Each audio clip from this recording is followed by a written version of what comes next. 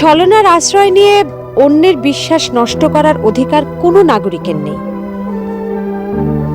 অন্যায়ের পথ ধরে মহৎ কাজ করাও কিন্তু অন্যায়।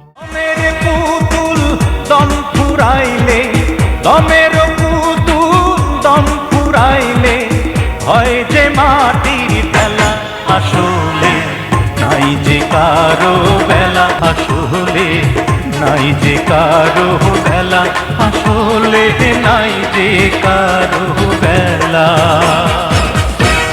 তুই হচ্ছিস একমাত্র বিলেত ফেরত বড়লোকের সন্তান, তুই কেন গ্রামে বিয়ে করবি? আমার মা, মাই মাদার, আমার মাদারের স্বপ্ন এমন একজন পুত্রবধূ যার থেকে সয়েলের ফ্লেভার পাওয়া যাবে। ইয়েস, কবুল পড়ার আগে ওনাদের ছবিটা একটু তুলে নেই। পুলিশ এই মামা, কি বলছেন? আমি সত্যি বলছি, আমি আপনাকে সব প্রমাণ দিতে পারবো।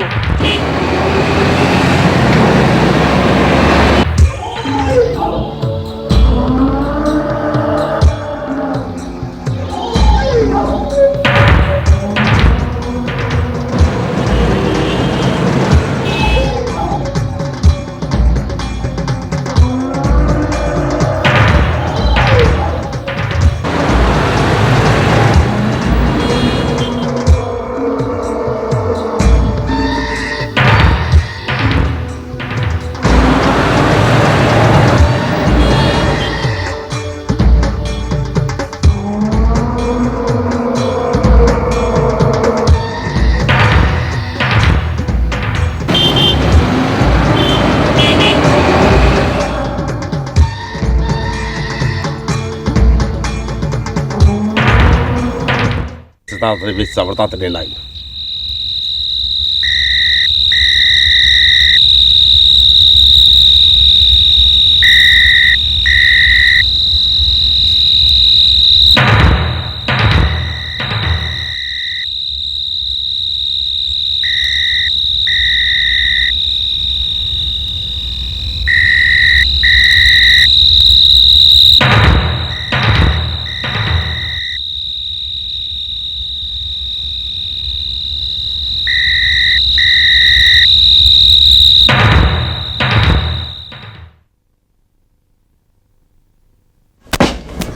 আরে আপনি?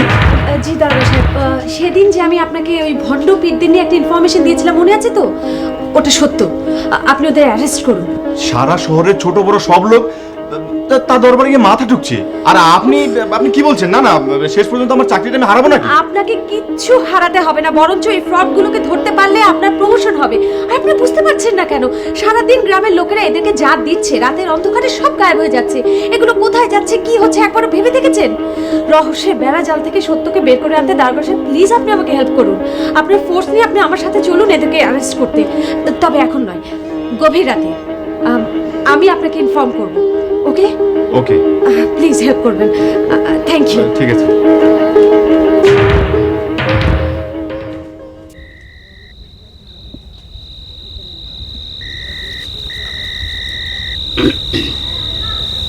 আশেপাশে তো কেউ নাই।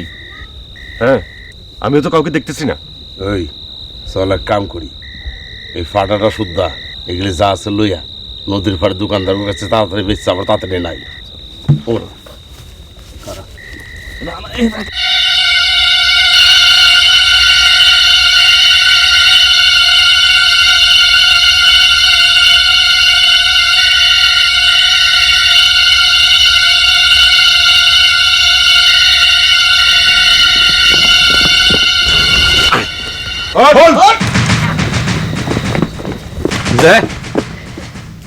Arrest them.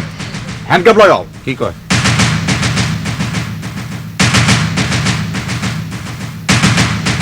আচ্ছা, আমাদের অপরাধ? আপনারা প্রতারক, জোচ্চোর। আর কি আমরা কিসের চত্বর? আমরা নাম বুদ্ধি চোর, বুদ্ধি বেচা খাই। আমরা কি কখনো বলেছি আমরা পীর সাহেব? এই শহরে সবাই কম বেশি অন্যায় করে, আমরা এখানে এসে গাছের তলায় বসেছি, আমাদের কথায় লোকজনের সমস্যার সমাধান হয়ে যায়, এতে আমাদের দোষ কি? সেই কাজটাতে আপনারা সাকসেসফুলও হয়েছেন, অনেকের সমস্যার সমাধান হয়েছে আপনাদের দ্বারা, এবং আপনাদের বিরুদ্ধে কাউকে সাক্ষ্য দিতে বললেও কিন্তু কেউ সাক্ষ্য দেবে না। তারপরও আইনের চোখে আপনারা অপরাধী। ছলনার আশ্রয় নিয়ে অন্যের বিশ্বাস নষ্ট করার অধিকার কোনো নাগরিকের নেই। অন্যায়ের পথ ধরে মহৎ কাজ করাও কিন্তু অন্যায়। তাই যান, সাজা ভোগ করে আসুন।